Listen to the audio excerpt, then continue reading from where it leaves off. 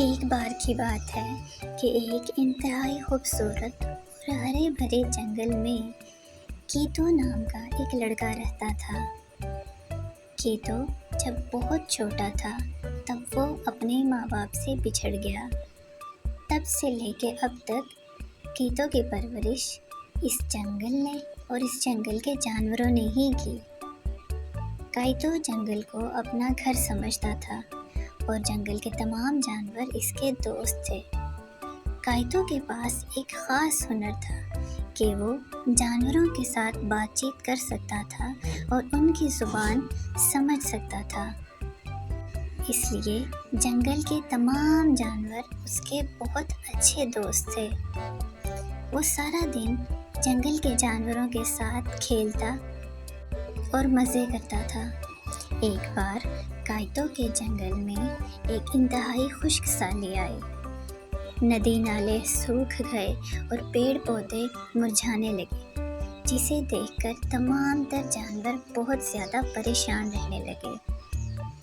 کیتو اپنے دوستوں کو پریشان نہیں دیکھ سکتا تھا، اس لیے اس نے جنگل کی حالت بدلنے کا سوچا۔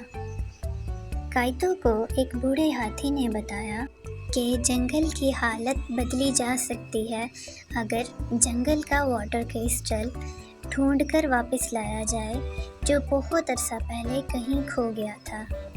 اس لیے کیتو نے اس واٹر کرسٹل کو ڈھونڈ کر جنگل میں واپس لانے کا سوچا تاکہ وہ اپنے دوستوں کی مدد کر سکے اور جنگل کی حالت بہتر بنا سکے۔ اس نے اپنے دوستوں کو اس سفر میں اپنے ساتھ شامل کیا اور واٹر کرسٹل کی کھوج شروع کی۔ کیتو کے پاس جنگل کا ایک نقشہ تھا جس سے اسے جنگل کے تمام راستے آسانی سے سمجھ آنے لگے۔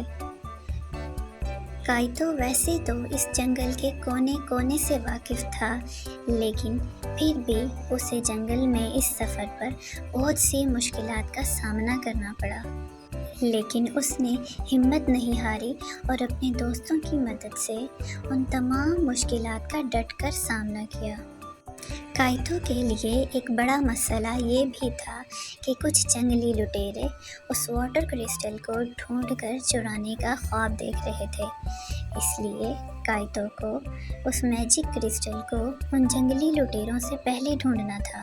کیتو کے اس سفر میں اس کی مدد ایک میکس نام کے الو نے بھی کی جو خطروں کو دور سے ہی سونگھ لیتا تھا اور کیتو کو پہلے ہی وارننگ دے دیتا تھا، جس سے کیتو کو بہت مدد ملی۔ اس سفر میں فلکس نام کے بندر نے بھی کیتو کی بہت مدد کی۔ آخرکار کیتو کی کوششیں رنگ لائیں اور ان سب نے مل کر واٹر کرسٹل کو ڈھونڈ ہی لیا۔ کیتو نے دیکھا کہ میجک کرسٹل ایک جادوئی دروازے کے پیچھے ہے، جسے دیکھ کر کیتو کو بہت حیرت ہوئی۔ دروازے پر لکھا تھا کہ اس میجک کرسٹل کو صرف وہی چھو سکتا ہے جس کے دل میں اپنے دوستوں کے لیے سچی محبت ہو۔ کیتو نے پہلے تو ڈرتے ڈرتے دروازہ کھولا اور اس میجک کرسٹل کو چھونے کی کوشش کی۔ کیتو نے اس میجک کرسٹل کو اٹھا لیا اور جنگل میں اپنے باقی دوستوں کے پاس واپس لے آیا، جسے دیکھ کر تمام جانور بہت زیادہ خوش ہوئے اور کیتو کی تعریف کرنے لگے۔ میجک کرسٹل کے جنگل میں آتے ہی پیڑ پودے جیسے دوبارہ سے زندہ ہو گئے اور ندی نالے جیسے پھر سے بہنے لگے اور جنگل میں ہر طرف ہریالی ہی ہریالی ہو گئی۔ کیتو کا جنگل پہلے سے زیادہ حسین ہو گیا، جسے دیکھ کر وہ بہت زیادہ خوش ہوا کیونکہ اس کی کوشش کامیاب ہوئی۔ کیتو نے اس سفر میں اور بھی بہت سی چیزیں سیکھیں اور ہمیں بھی سکھایا کہ سچی لگن اور سچے دوستوں کے ساتھ مل کر بڑی سے بڑی مشکل کا سامنا بھی کیا جا سکتا ہے اور ہر مشکل پر قابو پایا جا سکتا ہے۔